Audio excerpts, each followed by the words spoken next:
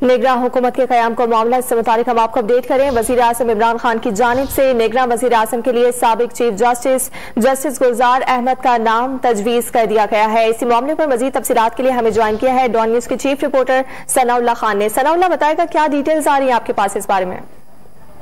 सदर पाकिस्तान ने खत लिखा था आज गुज़श्ता रात को, जिसमें वज़ीर आज़म को और अपोजिशन लीडर से नाम मांगे गए थे निगरान वज़ीर आज़म के लिए। क्योंकि टाइम कम है तो आज इमरान खान ने अपनी कोर कमेटी का इजलास बुलाया था और उसमें कंसल्टेशन की गई है और साबिक चीफ जस्टिस पाकिस्तान जस्टिस गुलजार अहमद को निगरान वज़ीर आज़म के तौर पर नामजद किया। कोर कमेटी ने तहरीक इंसाफ की 2 नाम देने हैं। दूसरे नाम का अभी तक भेजा जरूर है, लेकिन अभी तक किसी ने इसको बारे में बयान जारी नहीं किया। और ये जो तहरीक इंसाफ के रहनुमा फवाद चौधरी ने भी इस बारे में तस्दीक की अपने ट्वीट के जरिए कि साबिक चीफ जस्टिस गुलजार अहमद का नाम निगरान वज़ीर आज़म के लिए तजवीज़ किया गया है और सदर पाकिस्तान को यह नाम भेज दिया गया।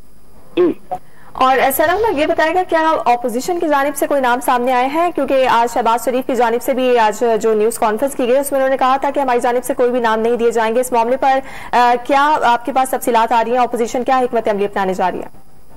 देखिए, अपोजिशन सुप्रीम कोर्ट में, क्योंकि जब तक वो देख रही है सुप्रीम कोर्ट का किस किस्म का फैसला आता है उसके बाद ही ये फैसला करेंगे। क्योंकि 3 दिन है अपोजिशन के पास भी और हुकूमत के पास भी, 3 दिन के अंदर जो नाम भेजने हैं।